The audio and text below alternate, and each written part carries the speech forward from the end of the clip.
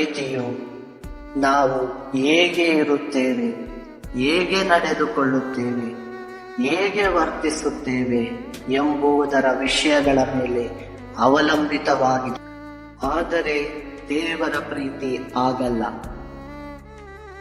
ದೇವರು ತನ್ನ ಪ್ರಾಣವನ್ನು ನಮಗೋಸ್ಕರ ಕೊಟ್ಟಿದ್ದರಲ್ಲಿ ಆತನ ಪ್ರೀತಿಯನ್ನು ನಮಗೆ ತೋರಿಸಿಕೊಟ್ಟಿದ್ದಾರೆ.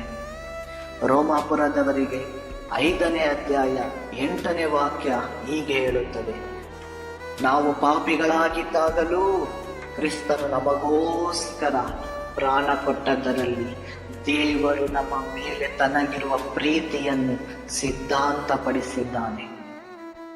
ನಾವು ಆತನ ಅರಿಯುವುದಕ್ಕೆ ಮುಂಚೆ ಆತನು ನಮಗೋಸ್ಕರ ಪ್ರಾಣ ಕೊಟ್ಟನು. ನಮ್ಮ ಅಸಹಾಯಕ ಸ್ಥಿತಿಗಳಲ್ಲಿ ನಮ್ಮನ್ನು ನೋಡಿದಂತಹ ದೇವರು, ಮಗನೇ ಮಗಳೇ ನಾನಿನ್ನನ್ನು ಪ್ರೀತಿಸುತ್ತೇನೆ ಎಂದು ಹೇಳುವಂತಹ ಕನಿಕರವುಳ್ಳ ದೇವರು. ಶಿಲುಬೆಯು ಒಂದು ಸತ್ಯವಾದ ಸಾಕ್ಷಿಯಾಗಿದೆ. ಆತನು ನಮ್ಮನ್ನು ಎಷ್ಟು ಪ್ರೀತಿಸಿ ತನ್ನನ್ನೇ ಒಪ್ಪಿಸಿಕೊಟ್ಟನೆಂದು.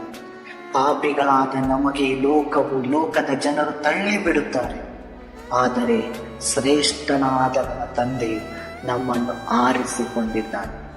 ಪಾಪಿಗಳಾಗಿ ಜೀವಿಸಿದ್ದು ಸಾಕು. ಆ ಶಿಲುಬೆಯಲ್ಲಿ ಸುರಿದಂಥ ರಕ್ತವು ಈಗ ನಮ್ಮ ಮೇಲೆ ಸುರಿಯುವಾಗ ನಮ್ಮ ಪಾಪಗಳು ಪರಿಹಾರವಾದ ದೇವರು, ಅಪ್ಪಿಕೊಳ್ಳುವಂಥ ದೇವರು. ಆ ನಿತ್ಯತೆಯು ನಮಗೋಸ್ಕರವಿದೆ.